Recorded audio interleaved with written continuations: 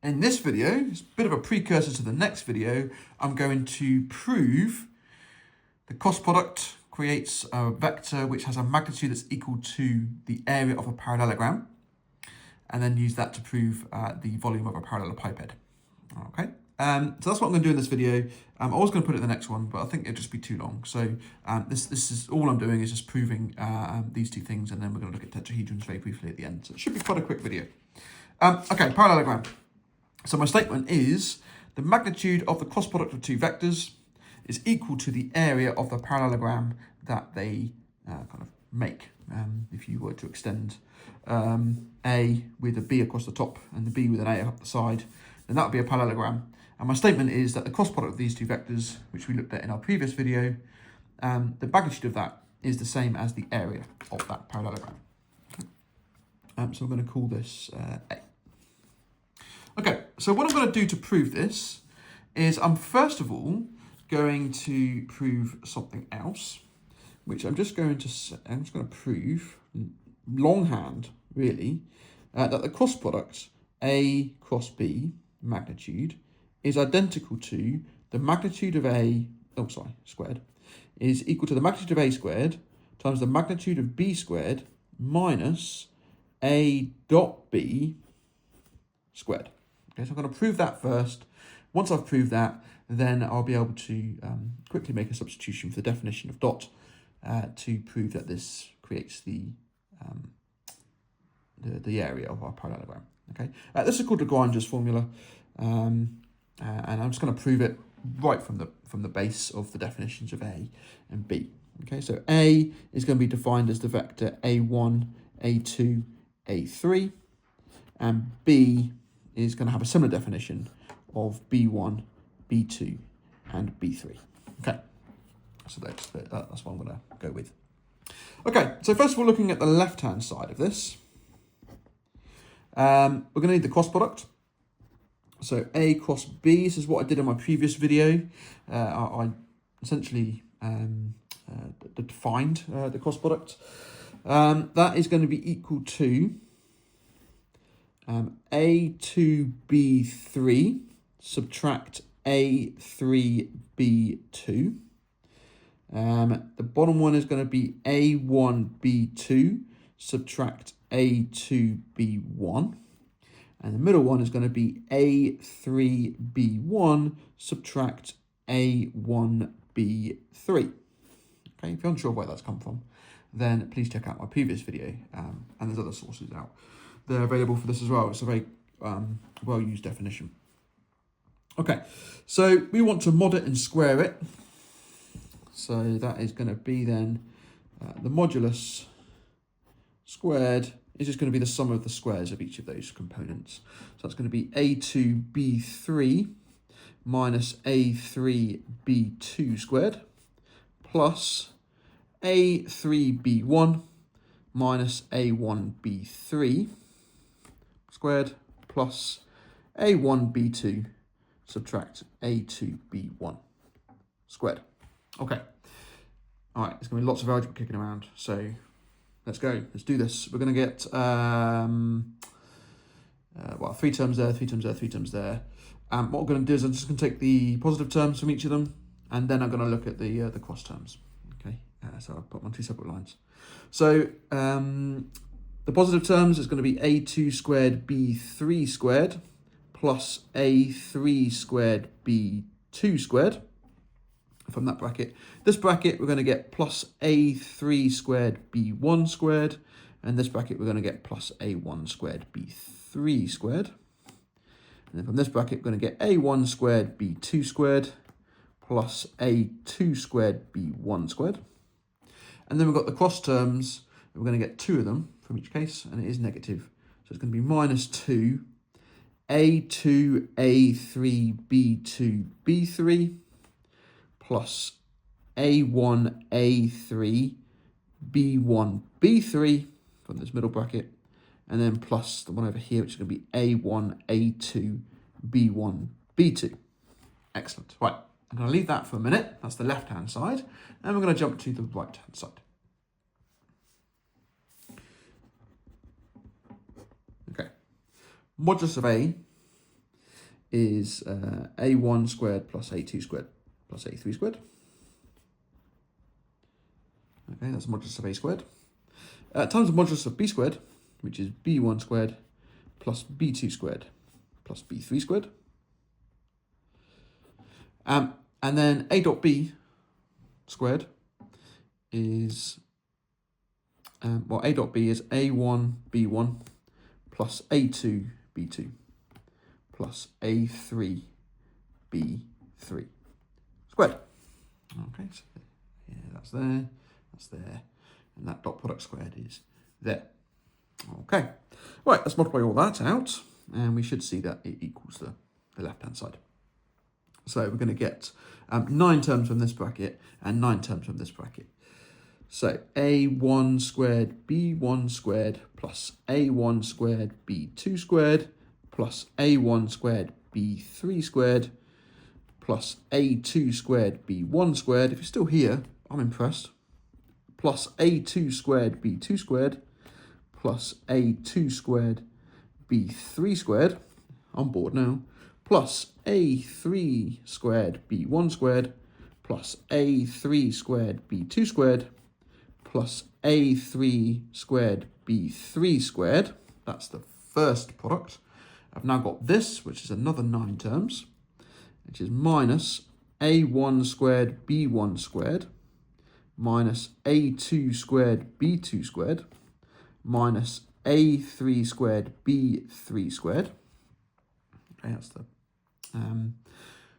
like terms times them together. Then I've got all the cross terms, so I'm going to get minus 2, that times that, which is a1, a2, b1, b2. That times that, which is a1, a3, b1, b3. And then I've got that times that, which is plus a2, a3, b2, b3. A little bit of cancelling, not a lot, but a little bit. And that, and that all cancel with that, and that. And that leaves me with a1 squared b2 squared, which is there. b1 squared b3 squared, which is there. a2 squared b1 squared, which is there. a2 squared b3 squared, which is there. a3 squared b1 squared, which is there. And a3 squared b2 squared, which is there. Those are all gone. And then got minus this thing, which is that thing. So that equals the left-hand side. Okay, right. So what that has done is it's proven, really laboriously, but it's proven this statement. Okay, which hasn't quite proven this yet. It's just proving that statement. But now to prove this is actually not too bad. So what does this mean? Well, that means that the modulus of a cross b squared, which was my left-hand side, that is going to be identical to, in fact, I'm just going to copy this down. So I'd have to keep sliding the page up and down. Okay, so that's what we've just proved to be true. Okay, but what is a dot b? Well, a dot b is the dot product of my two vectors a and b, which can be written as mod a mod b times the cosine of theta, which is the angle in between my two vectors. Okay, it's in my diagram. Okay, there's my theta. It's the angle in between the two vectors. And because I'm squaring it, then that'll be positive. That's going to be the modulus of a squared times the modulus of b squared. That's going to be common to both terms. Both of these terms here. And mod a squared, mod b squared is going to be mod a squared, mod b squared. And that's going to leave me with a 1 minus cos squared. But 1 minus cos squared is sine squared. So that's mod a squared, mod b squared times sine squared.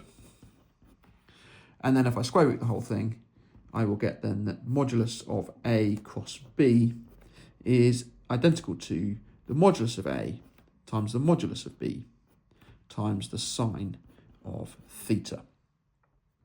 Technically the mod of the sine of theta if theta was obtuse, but oh no, it's sine, it's fine, it doesn't matter, it's always positive, because it's the the angle that's less than 180 between them. So yeah, that formula will always work, no mods needed. Okay, so that's the cross product proof. Why is that the area of the parallelogram? Well, we know that the area of the triangle, if we were to cut that in half, the area of this triangle here, this half, would be the length of that line times the length of that line times the sine of the angle in between them divided by 2. That's again on the A-level course.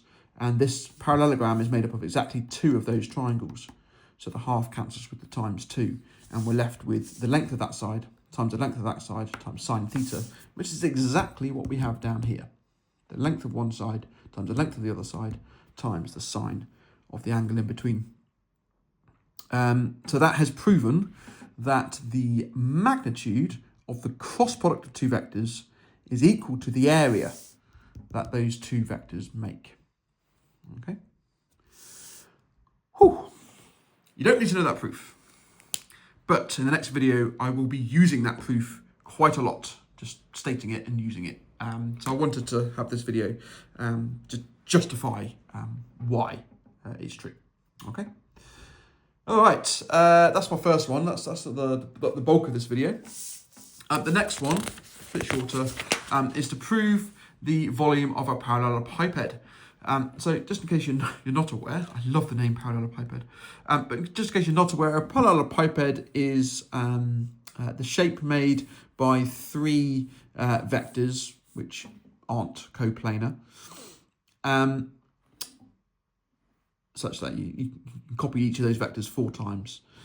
So A has been copied here 4 times, B is copied here 4 times, and C is copied here 4 times, to create this kind of blown over cuboid, if you like. Back in perhaps primary school, you're introduced to a parallelogram as being a kind of a blown over rectangle. Well, a parallelepiped is a blown over cuboid. So we're going to prove the volume of this thing is this. This is what is called the scalar triple product of 3 vectors. Okay, scalar triple product. And that scalar triple product is equal to the volume. Okay, but we're going to prove it. So what I'm going to do is I'm just going to take that distance there for a minute. And that distance there is going to be, let's call it D. Okay, it's not the magnitude of C. It is the distance between this back parallelogram and this front parallelogram, such that it's perpendicular. So this line is perpendicular to both the front and the back face.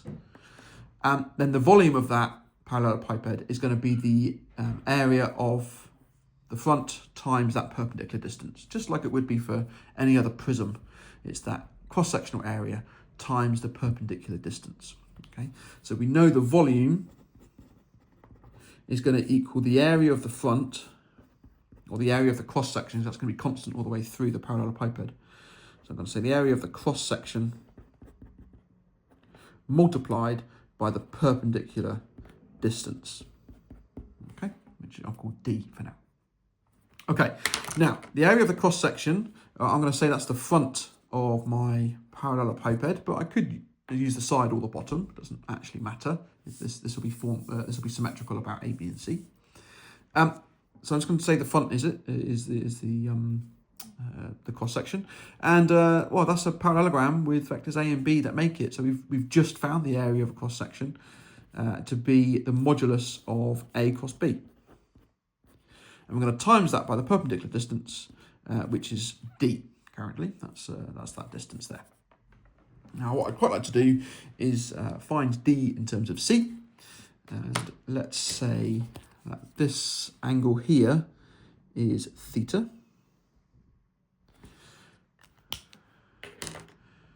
Then I know that D is going to equal the magnitude of C times the cosine of theta. Okay, just by a simple right angle triangle, if you like. So that's going to be a right angle in there, if I were to extend this line. So I can put that in here. So therefore my volume of the parallelepiped is going to be the magnitude of A cross B, which A cross B is another vector, times that by the magnitude of C, which is this, again, another vector, times the cosine of theta.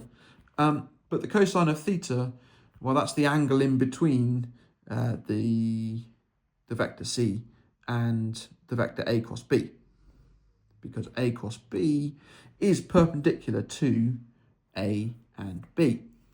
Again, we looked at that in the previous video. The cross product of two vectors is perpendicular to both of those vectors. And again, that's something in the next video that I'll be using a lot. So the cross product of two vectors is perpendicular to both of those vectors. So therefore, that is in the direction of D. So therefore, theta is the angle between A cross B and C. And that is exactly the definition of the dot product. So that is going to equal A cross B, which is a vector, dot that with C. However, just to emphasize that it is a volume, which is a non-negative number, we just leave the mods around the outside. And that's it, we're done. That is the scalar triple product. Okay, so that is the proof of the parallelepiped volume. And we're going to use that to prove the volume of a tetrahedron.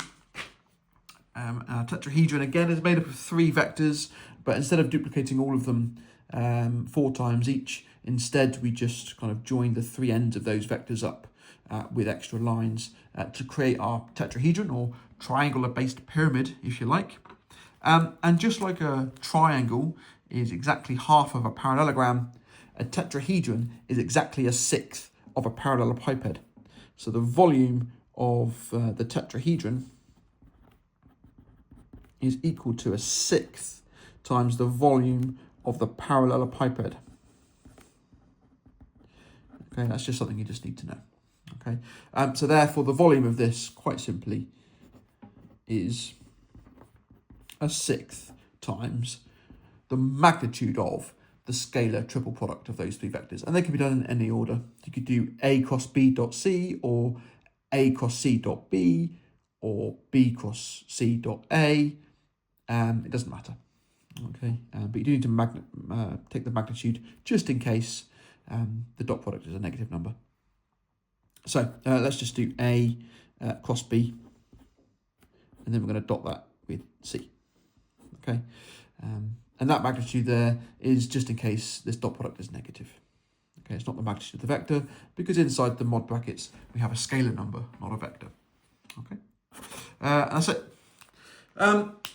So yeah, the main thing to take away from this video, ready for the next one, is the first example that we looked at, which is the cross product of two vectors gives a vector that's perpendicular to both of the original vectors, and its magnitude is equal to that area. Okay, so I'll be using that to prove some other formulae in the next video. Thanks very much for watching. Do comment with any questions you have, and yeah, thanks.